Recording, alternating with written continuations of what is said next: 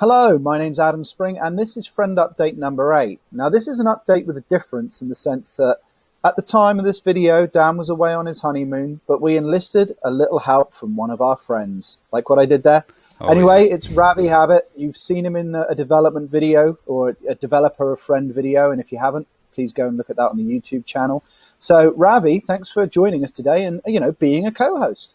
No problem. It's great to be on, and it's very exciting news that we've got. Absolutely. So recently we've had a little announcement on Medium, and it's outlining a lot of what Friend is doing in both the blockchain space and in terms of its values, which it's calling the 5 pillars of Friend. So I was wondering if you might want to start off by talking a little bit more about that, Ravi. Yeah, so the blockchain is currently the kind of, I'd say it's what everybody's talking about. I've been going to a lot of developer events, and they're all talking about the blockchain. They're all talking about the decentralized internet. Now, what is this idea of the decentralized internet? Well, originally the internet was kind of, created on servers, and the idea would be that people would connect to the servers and talk to each other, or they'd look on websites. But the idea of the blockchain is that you've got individual nodes that you can all connect to, and you can also share resources. So, remote processing can be done. You can use machines that are kind of dead and get them to do things whilst they're just sitting there. And it's a really cool idea. It's gaining popularity at the moment, and I think it's based on a very strong foundation of maths, which comes from the cryptocurrencies. So, as you know, Bitcoin was originally kind of created by a maths genius that nobody knows, which is like a kind of fantasy Anonymous story, But the maths was so strong, and it was the basis of it. It was kind of the basis of the blockchain, and it's totally anonymous. It's insane. He's gifted this kind of gift to the world and not told anyone. It's a fantastic thing. So all this technology is kind of based on this original idea. Yeah, and I think the interesting thing about blockchain, as you hinted at, is the fact that it's been an applied solution to a problem. When the 2008 economic crash hit the US, this whole idea of what money was and the idea of an electronic ledger, blockchain was a response to that, in the sense that if you look at the internet as it is and how it increasingly becomes more efficient, it's a series of nodes, which if you imagine them like a web, and there will be a video, by the way, below this YouTube video that actually explains it. It's by the Institute of the Future. Information can travel around that web, but in a way whereby privacy is second nature to it. But also, in terms of if one of those nodes go down, you will never lose your information because it jumps from node to node. And in terms of where we are with cloud computing, or distributed computing as it's also called, is privacy was a big issue, and what the blockchain does is it totally solves that problem. And as you rightly pointed out, one of the key things, which if you talk to any software developer or computer scientist, is the math holds up, the cryptography holds up. That's it, and yeah. That's a really exciting thing. And that anonymous kind of stuff, initially it came out of the kind of coin world, and in the coin world you had Bitcoin, you had Silk Road, and there was kind of a lot of dodgy things that happened just because of that anonymity, and the fact that it was decentralized. It's a currency that was not based on a country or based on a Royal Bank of England. It was based universally, kind of worldwide, and that's what's caused all this chaos and stuff over crypto coins. But I'd say they're not the future. Controversial, but I'd say the blockchain is, and using the blockchain for different uses other than just generating these coins and mining, which is like the basic use. It's like, kind of when they first started programming on the old computers, they started to do basic stuff, and then maybe 10, 15 years later, they were doing insane, crazy stuff.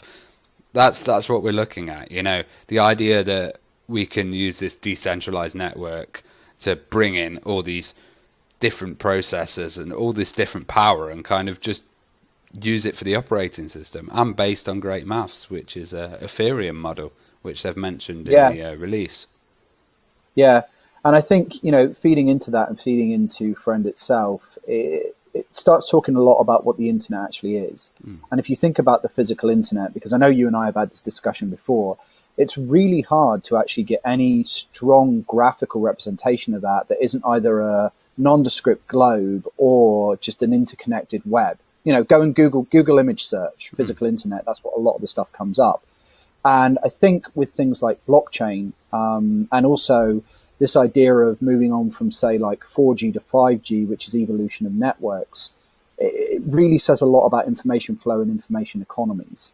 And if we're feeding that into the 5 pillars of Friend, which are freedom, intelligence, empowerment, privacy, and integration, the blockchain is central and fundamental to that. Would you agree with that statement? Totally, and I think it's very early days, because essentially you've got to think of the internet, the foundation that the internet was built on. It was never meant to be like this. It was never meant to be this popular.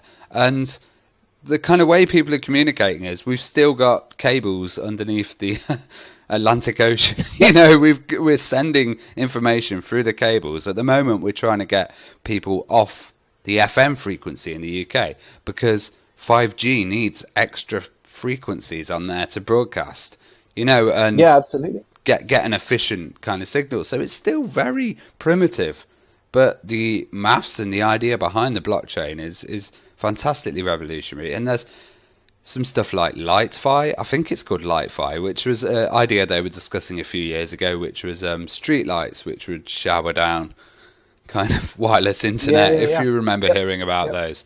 And I do indeed, yeah. And I think this idea of the blockchain will help everything. It will help, the Internet of Things, where you've got everything connected in your house. It will help that work a lot more efficiently.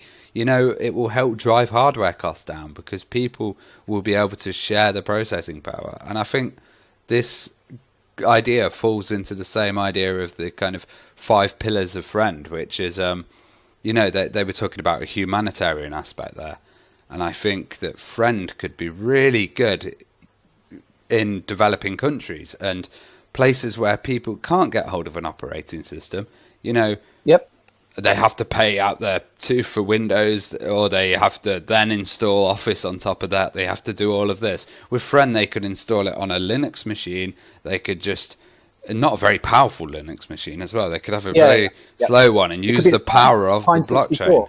Pine 64, for example, is used in developing countries. But also as well, to kind of bring that to a practical example, one of the things that you and I were talking about earlier was the BRCK. And this, again, kickstarted a piece of hardware which basically allows you to create your own internet network essentially in a developed country, and you could use something like the Raspberry Pi running Friend to have a complete system in the middle of nowhere. It's insane how easily it can be done. So the BRCK is, if you don't know about it, it's a modem essentially which can be received through anything. So they can have a satellite connection on there. They can have a SIM card in there. So, they can receive mobile internet, or I'm sure you could even have a ham radio connected to it and receive it over a repeater over the air as well. There's tons of different ways of doing it. And this enables 20 people to connect to the internet just using this one little router.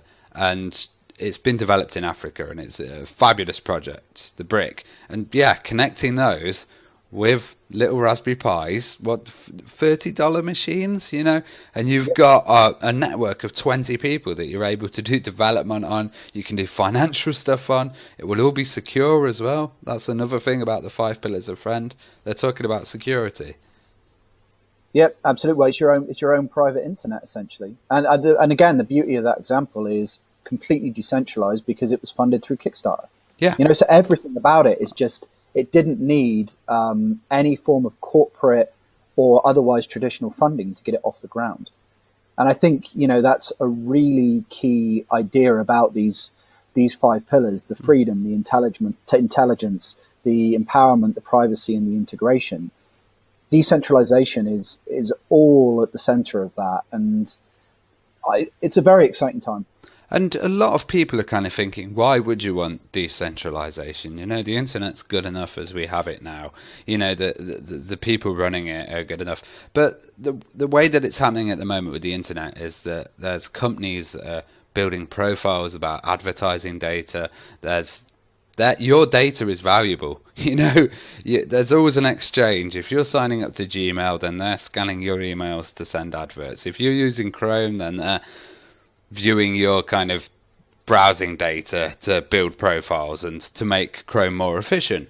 So, there's always a kind of two-way street with the internet at the moment. But if it's totally anonymous and it's decentralized, your data is then kept and not being used by other companies to make money, Yeah. And I think there's two battles at the moment. There's the open source people and the decentralized people that want to kind of open up the internet, and then there's commercial groups that also want to close the internet. So it's a real war, actually, for the future of the internet at the moment. I'd say in the next 5-10 years, we're kind of going to find out which way it's going to go and how it's going to be. Yeah, and I know it's something that you and I have discussed before, but the whole idea of open source development has an impact over everything you do. And if you think on a day-to-day basis, whether you're using Google products of any kind, Apple products of any kind, Microsoft products of any kind, they have to monetize that somehow. Yeah, there's got to be a financial model in there. Yeah. And the way in which you use it, no such thing as a free lunch. No. One way or the other, what you're doing, you're using Chrome. All of the information you're using, an incognito version of Chrome exists for a reason, because your information is being data mined. Facebook, prime example, data mining. But if you've got that open source element there from the beginning, it totally changes the value system upon which you're developing stuff. And I think that's a real beauty of something like Friend. That's it. It's coming at it from the honourable angle. It's like a bridge, isn't it? I want to access all of my stuff online. I'll do it through Friend, and it'll be totally anonymous. Yep. That's an absolute bonus, even if you are using Chrome. And it's inclusive as well. It's flatbed. There's no sort of how do I put it? There's no hidden agenda there. Everything is out there already. Everything's on GitHub. Everything is ready to go. That's it. You can download it. It's open source. You can create your own build. You can change it how you want. It's a really nice idea, and I'm kind of glad that Friend are thinking in this direction of more humanitarian aspects and how we can all help each other grow and develop. Because as soon as it becomes a retail ready product, I think this is going to be just fantastic. Yep, absolutely. And ease of use and accessibility are definitely at the heart of everything that the Friend team are trying to do. So in summary then, let's go over the 5 pillars of Friend, which are freedom, intelligence, empowerment, privacy, and integration.